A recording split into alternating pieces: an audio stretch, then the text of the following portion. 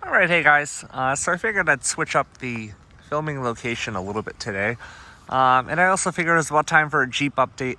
For those of you who didn't see my previous video, this was a replacement for my 99 Jeep Cherokee Classic.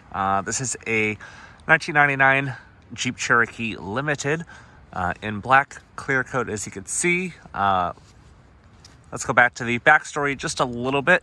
My green one was totaled out by a tree had fallen on it, and I was looking down south for a rust-free XJ, preferably 98, 99, somewhere in there. Those are, kind of the two best years of the post-refresh XJs that ran from 1984 to 2001. Anyways, so I found this as it was a clean title donation at the DC Copart.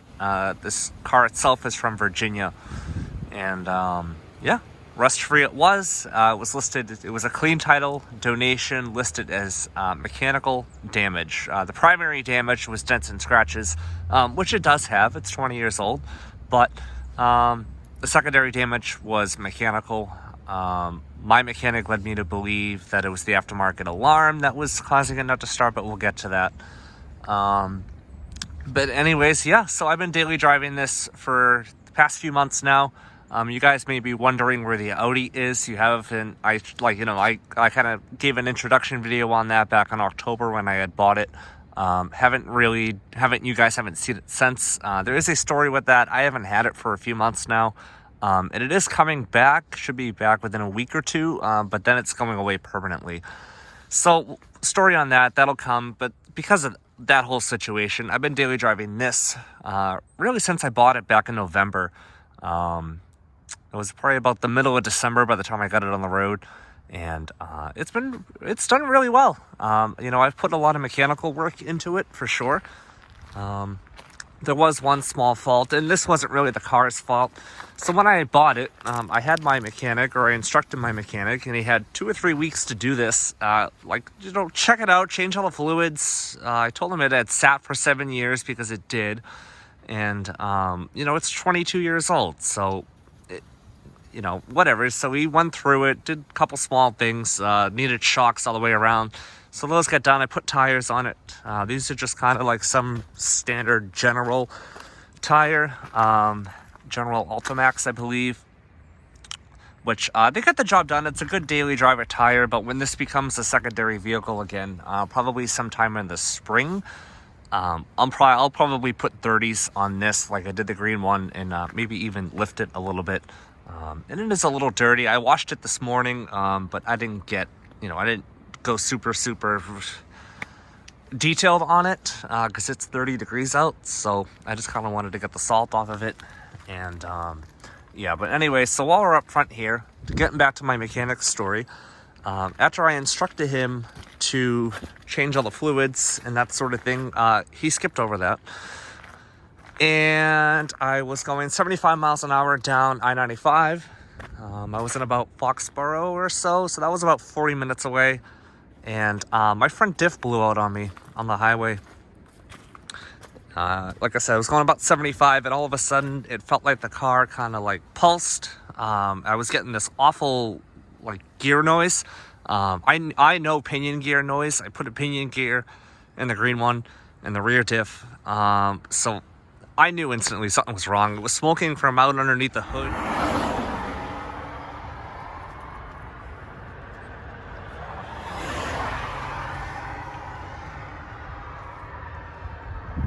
My initial thought was transmission, but these transmissions are indestructible. And then I got up underneath. I'll see if I can edit in the clip here.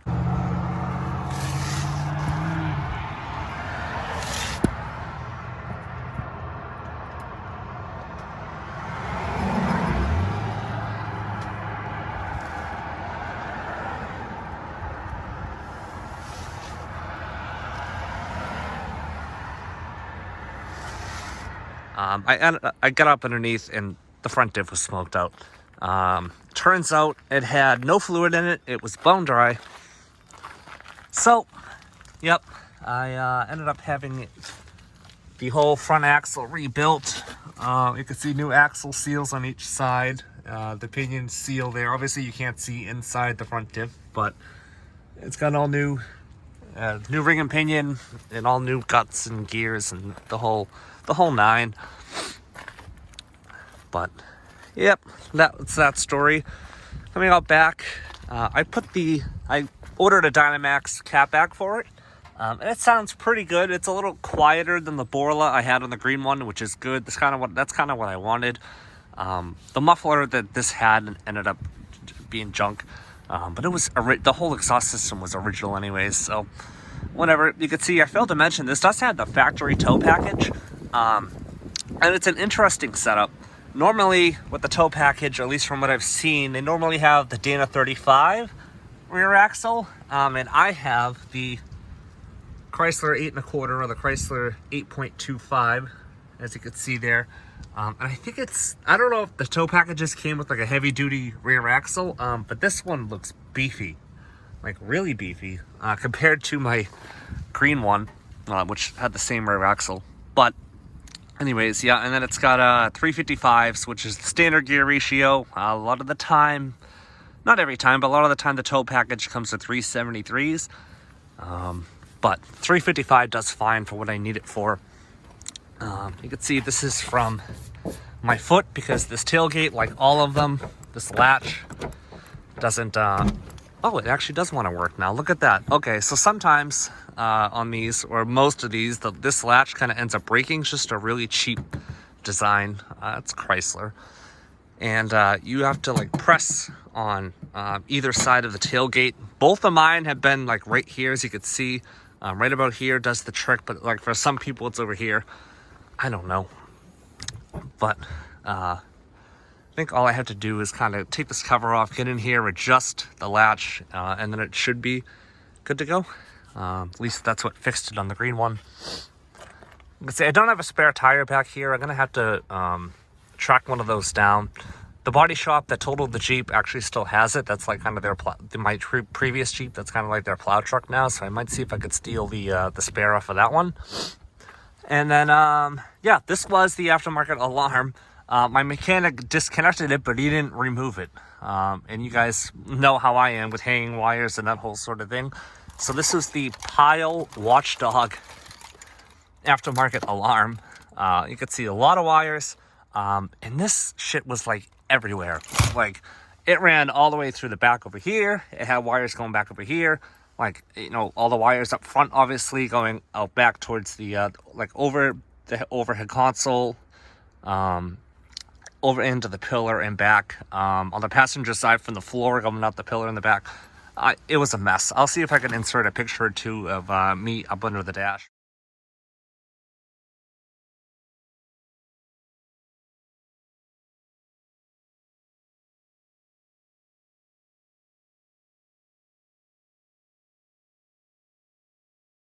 But yeah, that was a lot of wiring, but it's all cut. It was pretty easy. Like, you know, it wasn't difficult to remove. It just kind of a pain in the ass. You can see I tried to clean the interior up some. I mean, this seat's done. Obviously, you can see it's starting to split over here now as well. And, you know, I'm not a very heavy person. I'm tall, but, you know, I'm not a very heavy person. And this, you know, from sitting in the sun, obviously just split and, like, it's got no padding left. So, yeah, but the backrest came out okay.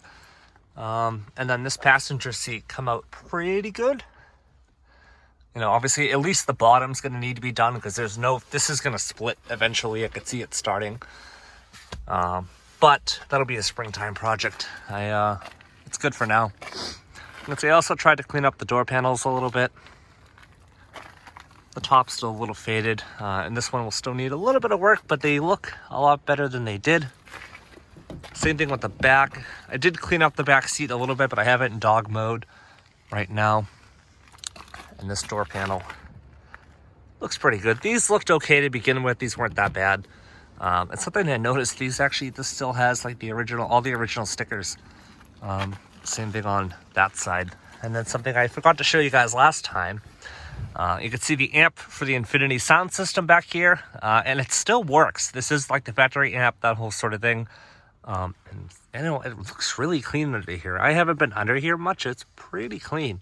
I'm missing the jack, but it's got the sticker. Anyways, yeah. Most of the time when people get their hands on these days, these are usually non-functioning by now. But luckily it works, so that's good. No plans to change that.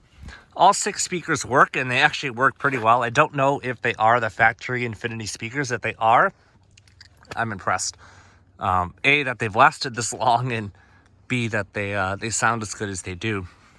But the previous owner of this was kind of an older gentleman. There was a classical music CD. Actually, I think it's still in there.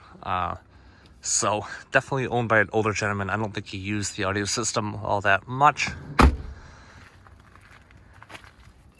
And this speaker's a little funny, and the door locks don't work anymore. They did at one time. It's the wiring behind this boot over here. My green one had the same issue. And when the previous owner put that aftermarket alarm in, they really screwed up these panels. I mean, this is just cheap Chrysler plastic, so, I don't expect it to be perfect. I'm not surprised. It's whatever. But, they did a poor job putting this back together. And when I tried to put it back together, it didn't really go back together any more well than it did previously.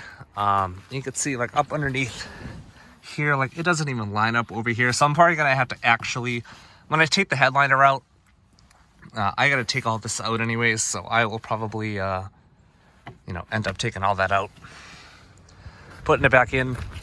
But again, that'll be a springtime project. It's whatever for now.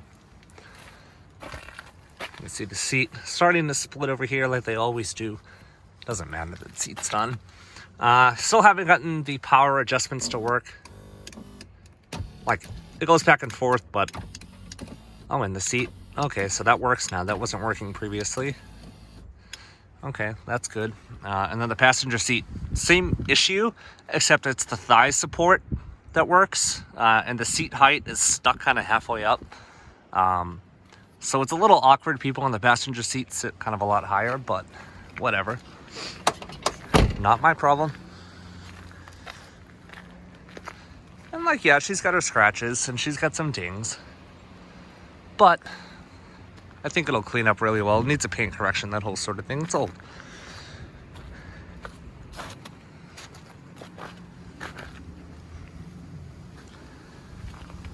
Alright, so I guess that's enough of me rambling on. I'm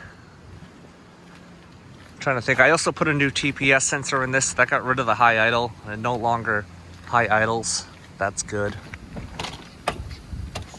Go ahead and start it.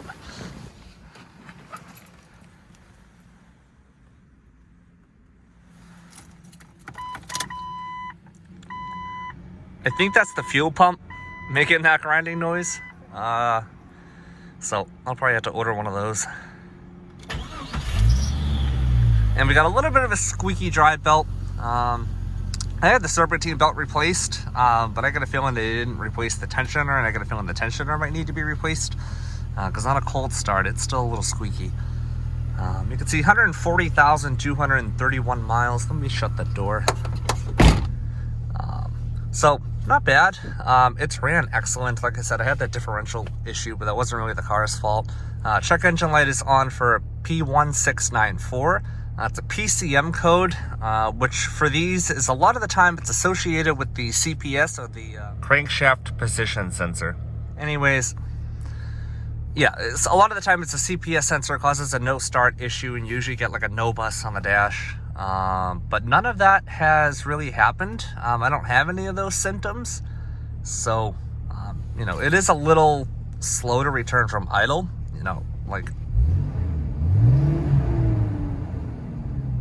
it's not going to do it because the motor's a little, yeah, see there?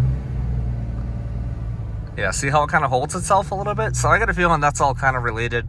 The only thing I can really narrow it down to is a bad ground or something. So it might be a little bit of an electrical issue. Who knows? You can see the compass and the overhead console still work. That's all good. Radio, heat, AC works. We had a good 50-degree day or so a couple of weeks ago. And so I got a chance to at least try the AC, and it felt like it was getting cold. You know, granted it was 50 degrees out, so we'll see what it does this summer. But let's fix this. That looks like shit. But yeah, so far as I know, it works. With that TPS sensor, the cruise control now works, so that's good. That wasn't functioning previously. Heated seats don't work, but the switches do. So that's a promising sign. A lot of the time these switches don't work and you end up needing new switches. Kind of hard to find because not a lot of these had heated seats. Switches are good. I got a feeling it's just the padding underneath the seat. Glove box over here. Nothing special. And yeah, overhead console. I found out this cubby does work. You just kind of have to, it says to push. Obviously that doesn't work anymore. But if you pull it down, you do have a little storage cubby there. And I think that's about gonna wrap it up. I'll give you a little listen to that Dynamax.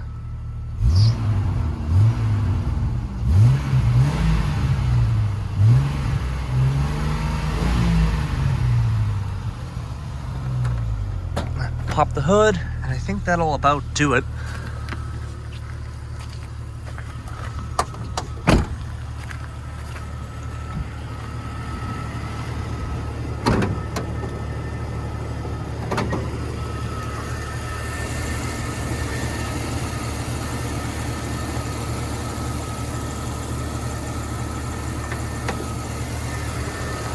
And you can see the 4-liter inline 6 chugging away.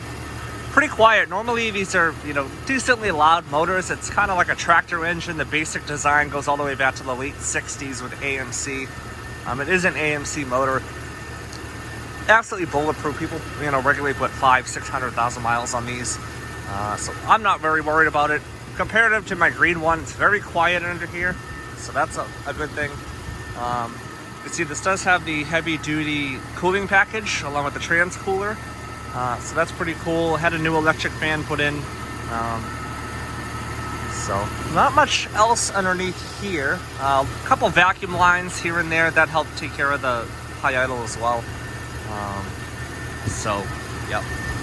Give it a few revs here. Why can't I find, there we go.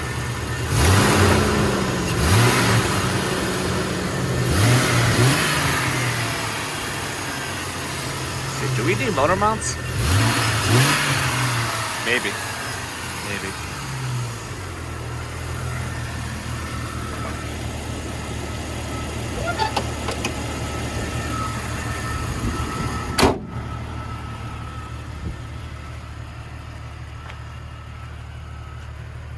And yeah, overall, not too bad. We'll have to put suspension on this eventually. But like I said, that'll be a springtime project for when this becomes a secondary vehicle again. And let's see this tow package. I think it's rated to tow, what, 3,000 pounds? No, 5,000 pounds. Well, max trailer, 5,000, tongue 750. And would I tow 5,000 pounds with this? No. Will they do it? Yes. Would I? No. At least not on the highway. It could probably get you around town because the 4-liter, it's got a lot of low-end torque. But these just really aren't made for that. Anyways, I think that's going to do it for the Jeep video. Let me know what you guys think. You know, let me know what you want. If you have any video ideas you would like to see, let me know. You know, I'm open to making all sorts of different videos. I just kind of don't know what to make. So I keep making these. So I appreciate you guys watching. As always, take care and stay tuned for more.